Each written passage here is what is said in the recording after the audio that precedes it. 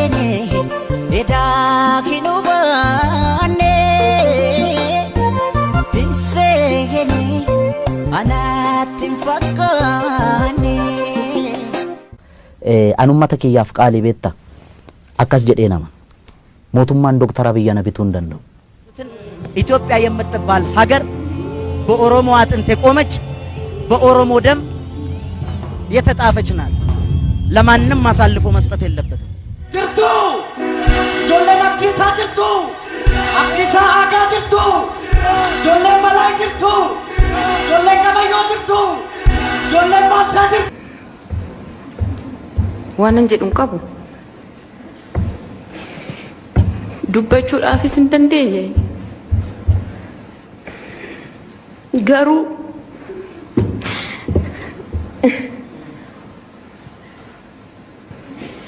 warri acee koonarraa fudhatan warri goota koonarraa fudhatan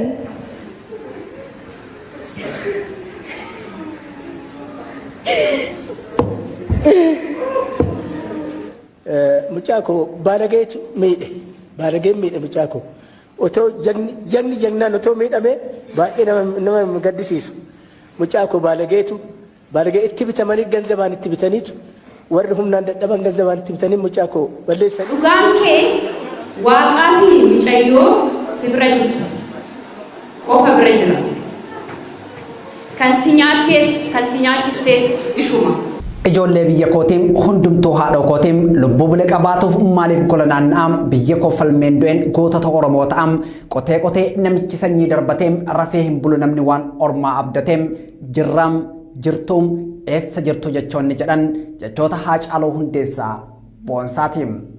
Jirtu ijoolleen Abdiisaa jirtu Abdiisaa Aagaa jirtu ijoolleen Malaa jirtu ijoolleen Gabayyoo jirtu ijoolleen Baalchaa jirtu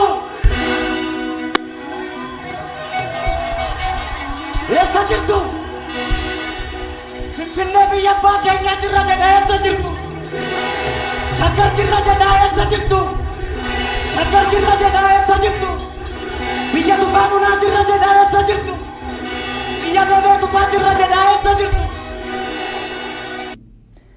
Qabsoo Oromoo keessattiin walleen rasaasaan weellisaan loltuudhaan yaadaa fi yeedalloon tooftaa lolaatiin lolli ammoo aarsaa qabaam aarsaan goota qabaam goonni wallee warraaqsaa keessatti aarsaa ta'e ammoo Haacaaluu Hundeessaatiin.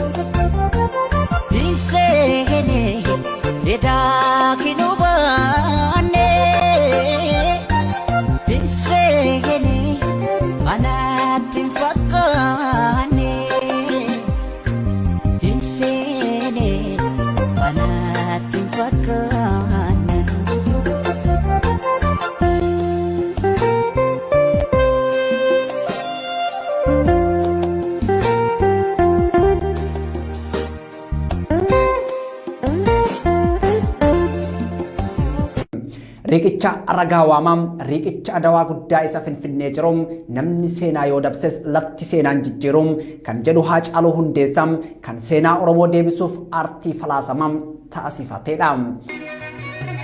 Riqicha ragaa waamaa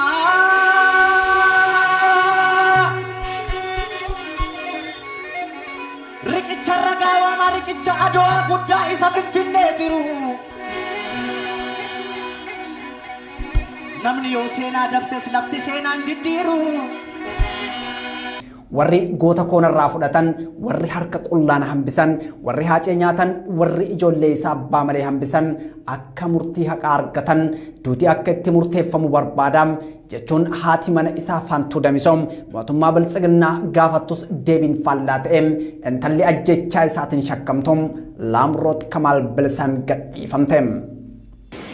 warri acee koonarraa fudhatan warri goota koonarraa fudhatan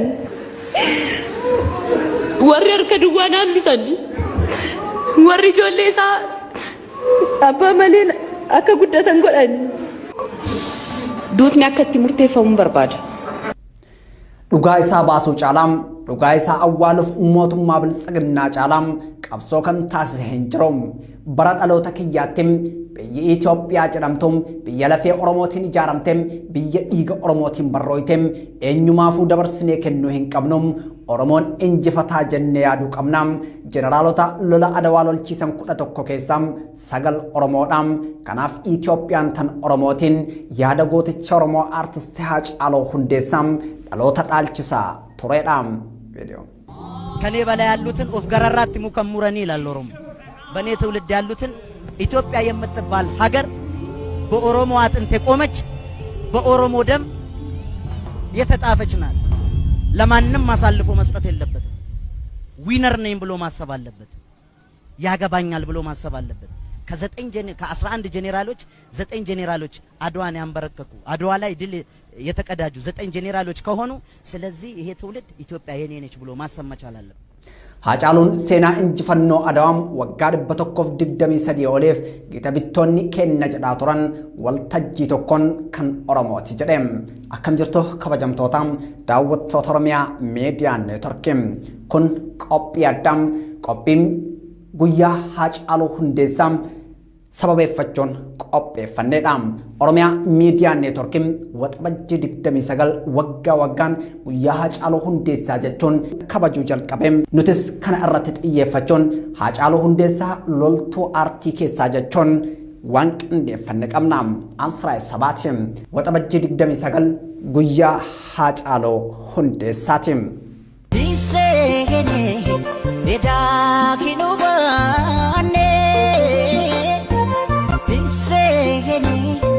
Anatin fakkaane hinsene anatin fakkaane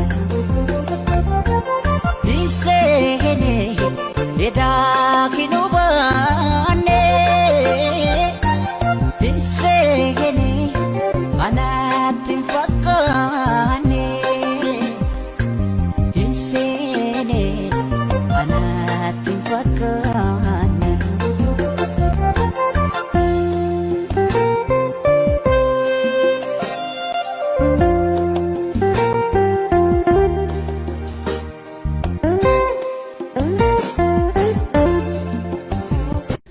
OMN waxabajjii 29 guyyaa Haacaaluu Hundeessaa ta'uun waggaa waggaan akka kabaja murteessuu isaa hordofeem har'am Haacaaluu Hundeessaa boonsaam yaada taati oollaam.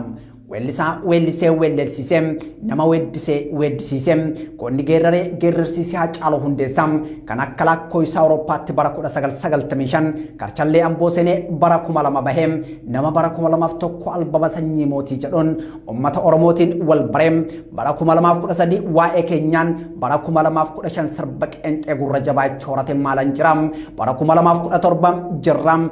Dhuma bara 2017 geerrarsam bara 2019 geerrarsa Adawaam bara 2020 kan ajjeefame Haacaaluu Hundeessaa yaadannam. Guyyaan gaddaam guyyaa Haacaaluu Hundeessaa nyaatee Oromoo boochisee aduun gaafasan lubbuu Haacaaluu Hundeessaatiin galtee halkan dukkana du'aa uffatee Oromiyaatti bu'ee galgalli waamicha du'aa Haacaaluu Hundeessaa lallabee galgalli Haacaaluu Hundeessaa du'aan uummata Oromoo irraa fo'ee dukkanni du'aa lubbuu Haacaaluu Hundeessaa nyaatee halkan hadhaa du'aa Haacaaluu dhandhamsiisee uummata Oromoof Oromiyaa dhangaa gaddaa obaasee. Darbus madaa fi madaamaan gaddaa fi godaannisni inni dhiisee darbeem har'as kunoo hin fayyine. Guyyaan aartistii Haacaaluu Hundeessaa nyaate guyyaan Jawaar Mohammadiif Baqqalaa Garbaa fi hooggantoota ABO'tiif tikeettii hidhaa mure guyyaan lubbuu qeerroo Oromoo nyaachuuf ilkaan biltsiginnaa qaree guyyaan baaburri ce'umsaa Itoophiyaa daandii ce'umsaa irraa maqee qilee seenee guyyaan ibiddi siyaasaa Itoophiyaatti qabatee waxabajjiin 29 waggaan lammaffaa isaa kunoo naanna'ee dhufeetii jira. Hinsene edakinu baane hinsene anatin fakkaane. halkan lubbuu Haacaaloo fudhate san halkan suukaneessaam halkan naasuu hin qabneem hay finfinnee lafa qabsaa ofii nyaattom seenaa ce'umsa Itoophiyaa bara 2018 keessatti baatii waxabajjii Itoophiyaa keessatti taateewwan jajjaboom galmeessuun beekamte. Waxabajjii bara 2018 haleellaa bombii addabaabaayii warraaqsaam waxabajjii bara 2019 ajjechaa hooggantoota waraana Itoophiyaa fi bulchitoota naannoo Amaaraa waxabajjii bara 2020 Gaza qabsoo Oromoo mallattoo warraaqsaam gaachana qabsoo uummata Oromoo abbaa wallee warraaqsaam qabsaa mirga cunqurfamtootaam falmaa mirga namummaa jettee kan addunyaan ragaa baateef artistii Haacaaluu Hundeessaam kan itti dhabne ture. Itoophiyaan artistoota Oromoo Mustafaa Harawwee hamma jireenya ayyaanaam Yoosef Gammachuu hamma Maaraamee Harqaam eebbisaa addunyaa hamma Usmaayyoo Muusaam daadhii galaanii hamma Haacaaluu Hundeessaam nyaachuun dhiiga isaanii irra dhaabbatte. Dhiigni artistoota Oromoo turee dafee Itoophiyaa raasaatii jira. Wareegama Haacaaluu Hundeessaan xinnaa hamma guddaattim jaarsaa hamma ijoolleettim adii hamma gurraachaattim amanuuf namoonni rakkate. Duuti du'am hunduu du'am irraa hin oolum du'a gootam du'a seenaa qabdu du'uun garuum abbaa carraatim hundi du'a gootam du'a seenaa qabdu hin du'um garuu inni jireenya isaa keessatti godoo seenaa ijaarrateem sabaaf ummata keessaa baheef olmaa gaarii ooleem du'a seenaan faayamte du'eem goota abad saba keessan jiraatu ta'am. Haaceen hin duuneem haacee hedduutu jiram gonni ni du'am hojiin isaa garuu hin du'um seenaan bara baraatim haaceen hundam kenna keessa jiram seenaan isaa bara baraan yaadatamaa jiraatam kan jetteem haadham warra gootaam haadha mana Haacaaluu Hundeessaatim. Haaceen hin duune. Haacee hedduutu jira. Gootni hin du'a. Hojiin isaa garuu hin du'u. Seenaa bara baraati. Haaceen hunda keenya keessa jira. Hojiin isaa garuu bara baraan yaadatamaa jira. Haadha warra gootaatim sabbataan garaa hidhatteem kaayyoo goonne biraa kufeem tarkaanfachiifteem dhugaadhaam Haacaaluun hin duuneem abadum saba isaa keessaan jiraatam goota gootummaa isaam adii gurraachi faarseem abbaa mallattoo diddaa gabrummaam Haacaaluu Hundeessaa abadum dhaloota keessaan sodduu ta'e jiraatam.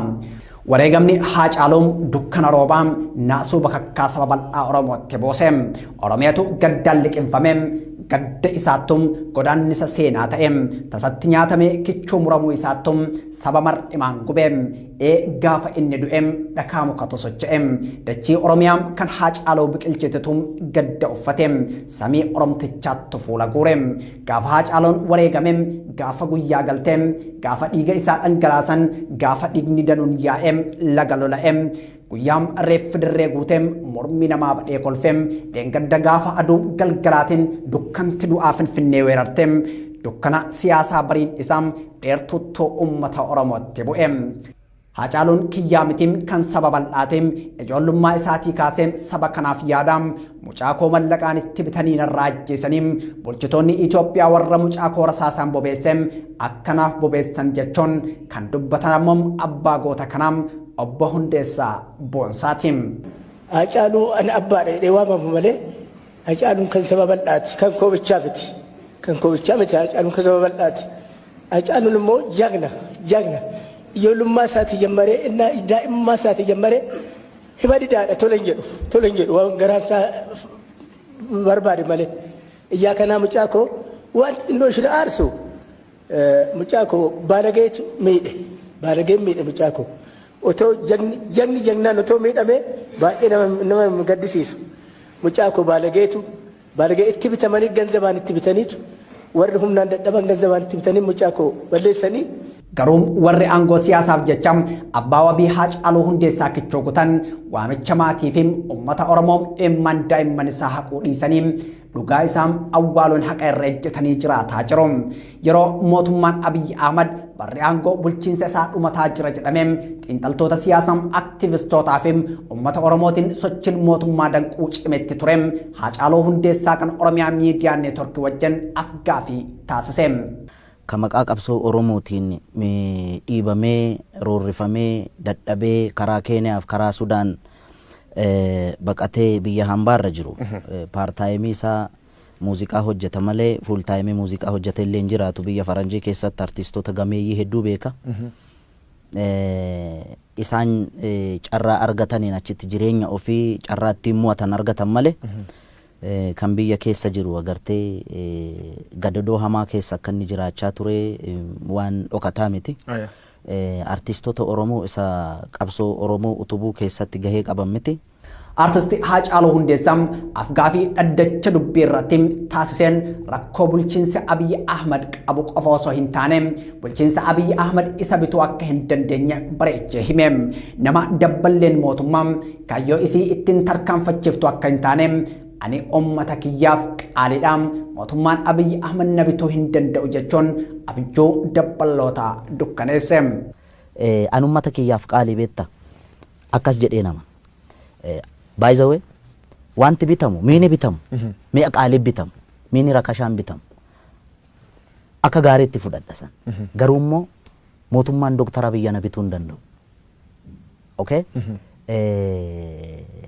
Yookaan OPDO dhaabni kamu yoo sammuun kiyya na ajaje malee biltsiginnaa jedhe dhaaba Oromoo warra mormu kamiyyuu keessa jedhe namni tokkoon yoo fedhiin Hacaaluu yoo keessi Hacaaluu murteeffate tole jedhe malee asiin miti asiin na murtaa. Bulchiinsa Abiyyi Ahmad jalatti manaa fi konkolaataan bitamuun dantaa sabaa kanneen arraanfatan firrii qabsoo kaleessaa har'a diina qabsoo sabaa kanneen ta'an baay'eedha. Itoophiyaa keessatti diinni uummata Oromoo nafxanyaa ta'uu kan dubbate Haacaaluu Hundeessaa mooraa ilaalcha nafxanyummaan dheengamtee bidda siyaasaa itti qabe.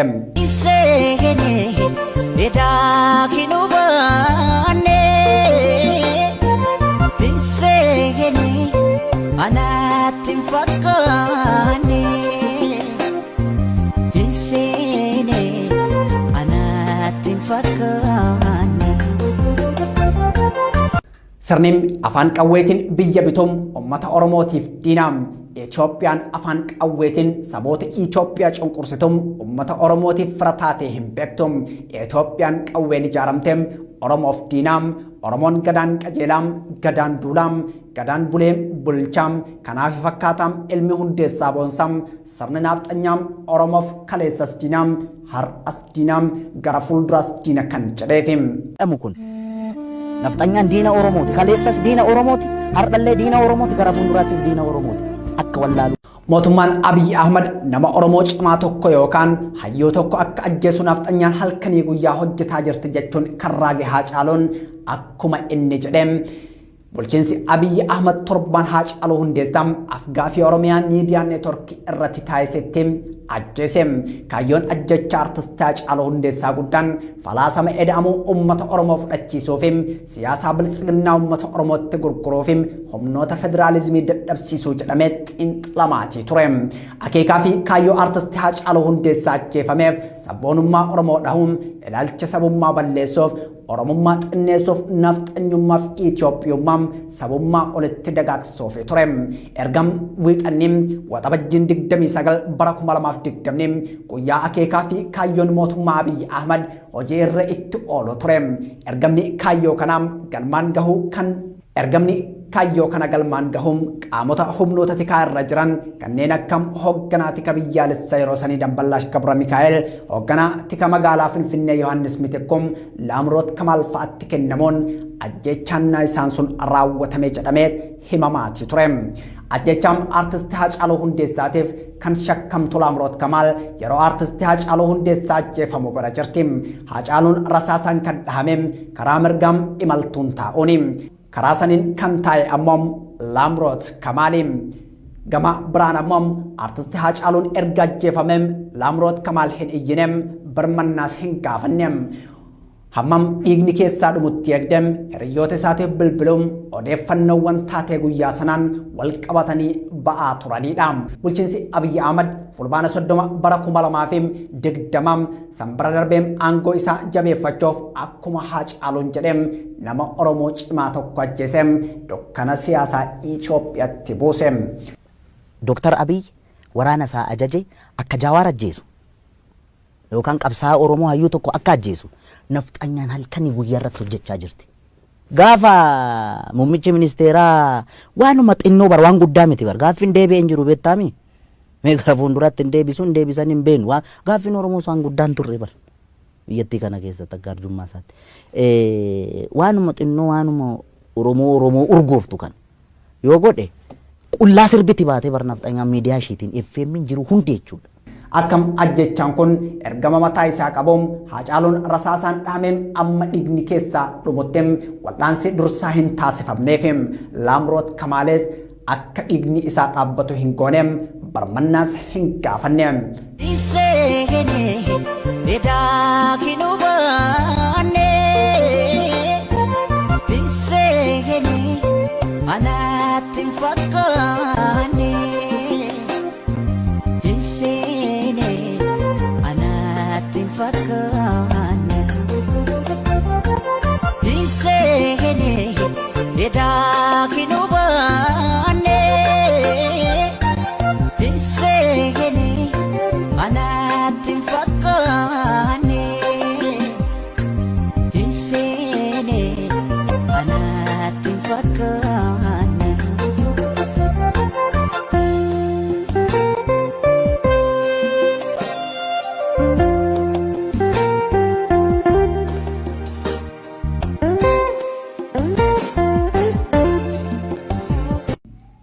Haacaaluu ajjeesaniin awwaala isaas balleessanii jiru.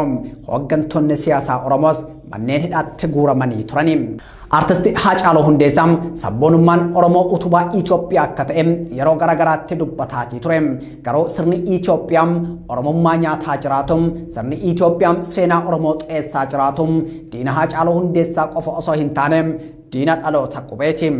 Ergamni itti aanuun kan bulchiinsi Abiyyi Ahmad raawwate ajjeefamuu artisti Haacaaluu Hundeessaatiin Oromoo yakkuudha. Abbaa alangaa federaalaa yeroo sanii kan taate Aadde Adaanech Abeebee ergama itti kenname raawwachuuf yeroo miidiyaaf ibsa kennitum Haacaaluu kan ajjeese ABO'dha jechuun ibsite.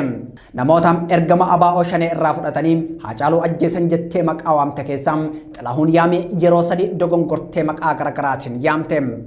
ተኳሽ በቁጥጥር ስር የዋለው አቶ ጥላሁን ያሚ የሚባል ነው። ስለዚህ ዋናው ተኳሽ የሆነው ጥላዬ ያሚ የሚባለው ሰው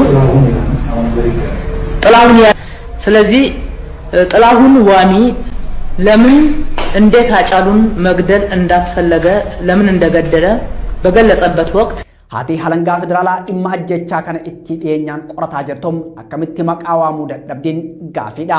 Qaamoleen haqaa Itoophiyaa qaama ajjechaa Haacaaluu Hundeessaatti dhiyoo jiru qorachuu dhiisuun namoota biraa qorataa akka turan wantoota waggoota lamaan darban kana ta'an irraa hubachuun ni danda'ama. Xilahuun Yaamii Abdii Alamaayyoo Kabbada Gammachuun yakka ajjechaa kanaan shakkamanii hidhaan yoo itti murtaa'um Laamroot Kamaal garuu manni murtii bilisa jechuun biyya sanam haqni akka hin jirre mul'ise. Seerri shakkamaa Abdii Alamaayyoo yeroo Haacaaluun ajjeefamuun argitee poolisitti beeksisuu dhabdeem jedhee himatuun Laamroot Kamaal bu'uura kamiin dhiisaam kunillee gaafii dhaloota qubeeti. Waajirri abbaa alangaa federaalaa ibsa kenne keessatti ABO shaneen Haacaaluu Hundeessaa kan ajjeeseef sababa Oromiyaa miidiyaan neetwork irratti arrabseefi jedhe. Afgaafii Haacaaluun OMN wajjin taasise keessaa daqiiqaa 47tu darbe. Daqiiqaa 11 keessaa ciramee hafe kan jedhu waajirri abbaa alangaa federaalaa booda irra waraana bilisummaa Oromootiif bulchiinsi OMN erguu isaa ragaan nu bira jira jedhaati ture. Haacaaluun afgaafii Oromiyaa miidiyaan neetwork waliin taasise keessatti diinni uummata Oromoo nafxanyaadhaan nafxanyaan kalellee diina Oromootiin har'as diina Oromootiin boros diina Oromooti jedhe malee ABO'n diina Oromooti hin jenne. Manni murtii bulchiinsa biltsiginnaa kan olaantummaan Abiyyi Ahmadiin hoogganamu shakkamtuu ajjechaa artisti Haacaaluu Hundeessaa Laamroot Kamaal mirga wabiitiin akka baatu 18 bara 2021 murteesse. Namoota artisti Haacaaluu Hundeessaa ajjeesan jechuun abbaan alangaa himate keessaa Xilahuun Yaamii hidhaa umrii guutuun Kabbada Gammachuu hidhaa ganna 18 Abdii Alamaayyoo ammoo hidhaa ji'a 6 Laamroot Kamaal ammoo mirga wabiitiin akka baatu murteeffameeti jira. Garuu hunda caalaa eenyuma uummata Oromootiif maatiinis ajjecha artisti Haacaaluu Hundeessaatiif kan shakkamtu ላምሮት ከማሌም ሙርቴ ደባቲም ሙርቴ ኤፍቶምነን ቀብነም ሙርቴ ሀቅ አርቲስት ሃጫሉ ሁንዴሳ አዋሎ ጀደሞን ሙርቴን ኩን ቄቀማቲ ጅራም maatiin artist Haacaaluu Hundeessaam haqni ilma isaanii karaa kanaan akka hin argamneem irra deddeebiin ibsaa turaniitii jiru. Dhugaan isaas intala sanbiraa akka jirtum dubbatum. Dhugaan kee waaqaa fi mucayyoo si bira jirtu qofa bira jira. Kan si nyaattees kan si nyaachistees ishuma.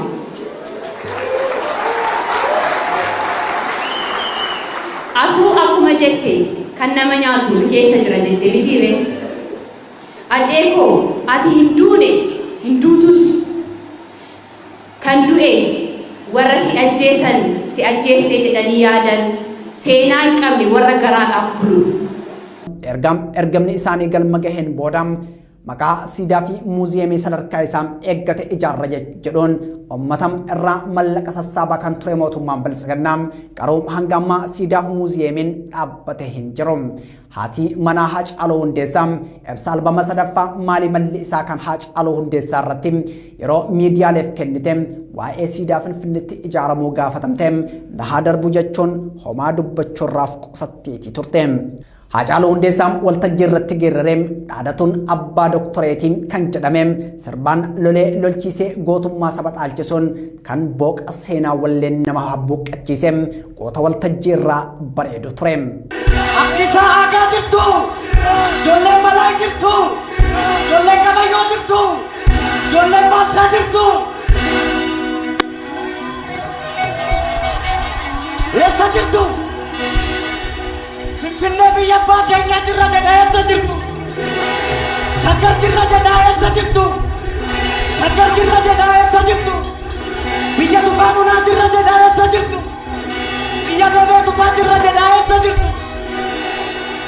Galma barkumeetii hamma addabaabaayii warraaqsaatti amboo hamma Waashingten diisitti geerareem dhaloota jaalalaan booji'eem waa'ee obsa Oromoo yoo geeraroo ammoo yaallee hamma dandeenyu kana caala maal haa goonuum xinnaas gabbarre guddaa akka wajjin bubbulluuf jedhaam. Oromoon Itoophiyaa waliin buluuf nageenya lallabeem nagayaan bahee galuuf cunqursaa sirnoota hundaa danda'eem jiraataa turuu isaa akeekeem.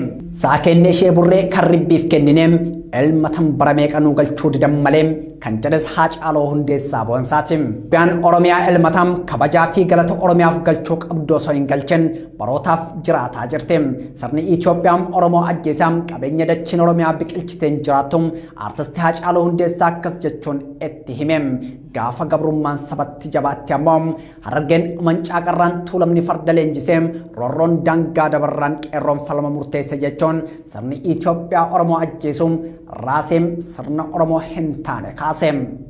Riqicha ragaa waamaa riqicha dawaa guddaa isa Finfinnee jiroom namni seenaa yoo dabses lafti seenaan jijjiiroom eenyu akka isa irra ce'ee xaaliyaanii unkureem eenyu akka paastaan gowwoomeem biyya gurgureem eenyu akka baandaa ta'ee dhiiga dhiiraa gannaqeem har'a falmeen sirreessaam seenaa karaarraa maqeem har'a falmeen sirreessaam seenaa karaarraa maqeem jechuun seenaa Oromoo kan lallabe Haacaaluun sirna nafxanyaam seenaa namaa jijjiiros lafti Oromoon itti dhiigeem seenaa akka hin jijjiirreem handhuura Oromiyaa Finfinnee irra dhaabbatee geerareem.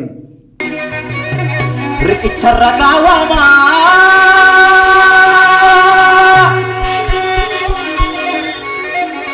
riqicha ragaa waamaa riqicha adawaa guddaa isa Finfinnee jiru.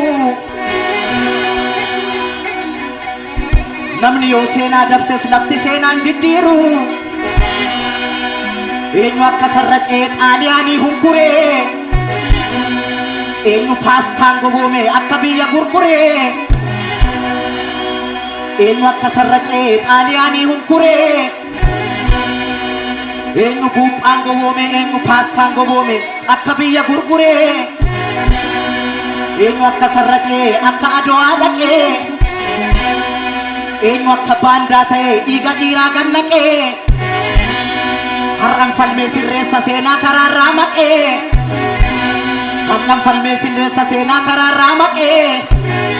Walleen Haacaaluu ulfaataadhaam diina lafee cabseem roorroo rigee baasam sirboonni Haacaaluun ayyaantummaa araagduun eebbifameem seenaa kaleem dhaloota barsiisam har'am hubachiiseem bor raagee barsiisam. Hoggalaaleetiya farda siidaa katanii siidaa dabalee suuri. Hoggalaaleetiya hirkaan udaan geessanii barree ture buulee. Hoggalaaleetiya waddeessi jiraa gube amboorraa calaqqiisi. Hoggalaaleetiya narraa fagaatte jedhee si yaaduun kiyya yoo mafe. Mada nafe mada nafe mada nafe aga dane mada nafe caccabse nyaate lafe aninjiru aninjiru aga dane aninjiru kukkute nyaate. Jechoota wallee isaatiin daggala gabrummaa gubeem yedalloo isaatiin daadhii bilisummaa saba unachiisam. Artisti Haacaaluu Hundeessam Finfinnee gubbaa dhaabbateem Oromoo yaa abbaa shaanqoo yaa abbaa daamaam abbaa daaleen farda kee kaafadhu loliim 4 kiiloof situ aanee jedheem Finfinneef osoo sirboom Finfinnee keessatti ajjeefameem. Albama sanyii mootii hamma waa'ee keenyaam sirboota qeenxee maalan jiraa hamma jirraattiim gadhiisoon gadadoofiim cunqursaa uummata Oromoo irratti raawwatamu dhaloota barsiisaati tureem. Haacaaluun mallattoodhaam mallattoo diddaa gabrummaa mallattoo bilisummaafim walabummaatiim cunqursaa Itoophiyaa keessattim uummata Oromoo irra gaheem afaan aartiitiin ibseem saba booqayoo unachiisuum diinaaf yaaddoo ta'eem. Haacaaluu Hundeessam goota rakkoo saba isaatiif hadooduum qaroo gamnummaaf gootummaan isaa diinaaf yaaddoo ta'eedhaam. Inni goota qaarriffaa diinaa jidduu ta'eem gabrummaa sabni isaa keessa jiroom nama walleen sagalee ol fuudhee lallabeedhaam. Oromiyaa miidiyaa neetworkiin waxabajjii 29 guyyaa Haacaaluu jechuun moggaaseetii jiraam. Faawundeeshiniin Haacaaluu Hundeessaa immoo awwaardii Haacaaluu Hundeessaa qopheessuun guyyaa kanatti duudhaa Haacaaluu Hundeessaa itti fufsiisuuf artistoota Oromoo badhaasaam. Uummanni Oromoo biyya keessaa fi biyya alaatti guyyaa kanam ni yaadatam. Waxabajjiin 29 guyyaa Haacaaluu Hundeessaati. Bolli Haacaaluu Hundeessaam daadhiin haa guutamtu jecham qophii har'aam guyyaa Haacaaluu Hundeessaa ilaalchisuun qopheeffanneem kanaan xumurraam. Guyyaan guyyaa Haacaaluu Hundeessaati. Binseegani anaatti fakkaane binseene anaatti fakkaane.